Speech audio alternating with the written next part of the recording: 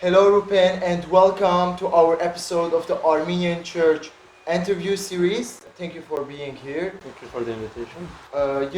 Every year during the Christmas Divine Liturgy, His Holiness Aram I, Catholicos of the Armenian Church, gives every year a certain name.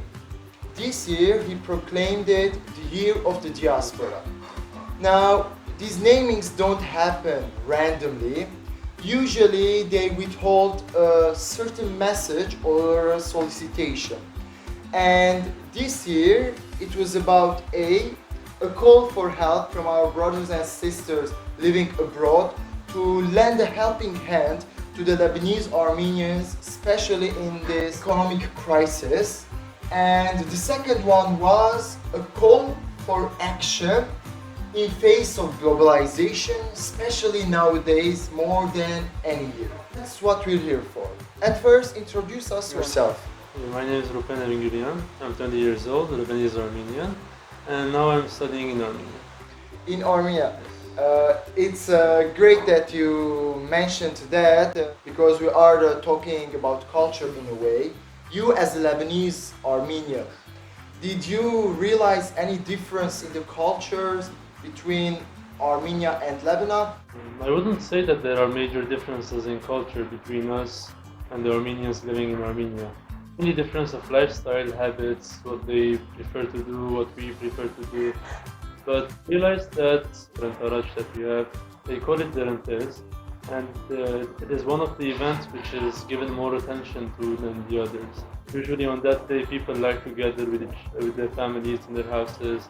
Usually there are small events, concerts taking place in the courtyard of the church. Mainly this is one of the important events that they have. There's a certain hype regarding that feast. And other than that, we have the Vartavar, that it's pretty famous. Yes, tossing water at one another. Yeah, almost all Armenia from morning till night, they have this joyful event that they have.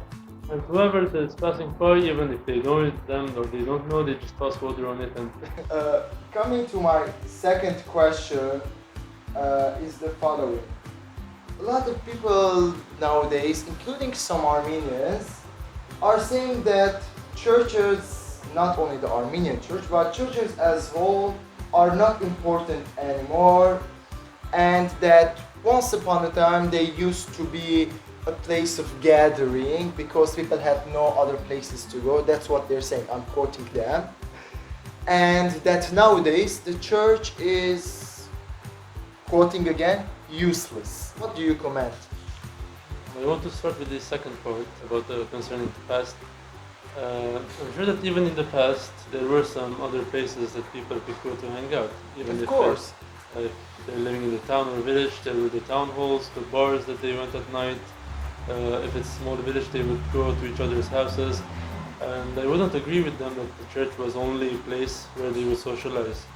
And they wouldn't wait 1 week, let's say from one Sunday to the next Sunday, so that to be an excuse for them to meet up. And based on the elderly that we see around us, almost all of them, or a great percentage of them, they're religious and they have good knowledge of the church, of the hymns that they sing. And I think that it's not only, the church wasn't only a way of socializing for them. They believed in the church, that's why they went. And if they consider it as a way of socialization, then that's their point of view. And the reason that they're telling that the church is useless nowadays because we have a lot of other places to go. I think there's only one factor. It's a multifactorial problem that we have. The first reason, I think that it's because of the work-life balance, or the teenagers these days, the youth, being science-based rather than religion, and they are wanting proof for everything that there is. And that's why they're regarding the church and the stories in the Bible and whatever that we talk about the church as a myth that is being passed from one generation to the other, and they're not giving the attention that it requires. In regards to this, we are talking about the church. A lot of people also say that the church is obsolete, it's outdated, old-fashioned, and that it's so irrelevant to our days That's one of the main reasons they are not attending churches. But we're talking here with you. Why do you go to the church? So maybe they are seeing the church only as the prayers which are taking place from Sunday to Sunday, or for example, the past week that we had, there were certain prayers in the morning, at night. Maybe that's why they think that because only prayers are taking place, so it's irrelevant for them. But they don't realize that the church, like any other non-religious organization, it has also extracurricular activities. They're also doing certain events in order to gather the youth to keep the society strong.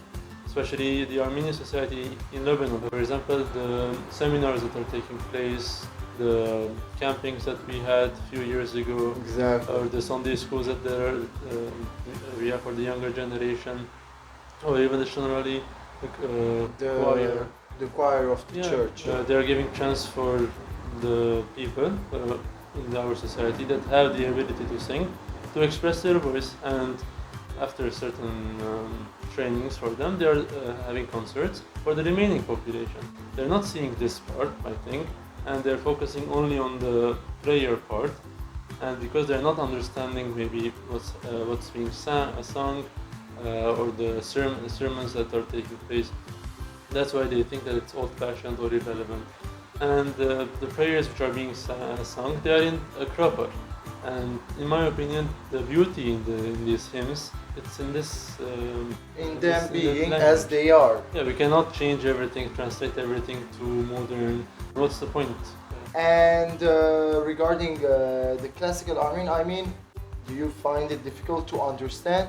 If you read it for the first time, you might find it a bit difficult, but after some time, like any other thing, you will find it to be simple. You know, last Saturday, during the Feast of the Assumption and during the Divine Liturgy, His Holiness Aram I gave a sermon in which he emphasized on the importance of the youth and their vital role in preserving our heritage and, let's say, saving our identity from disappearing.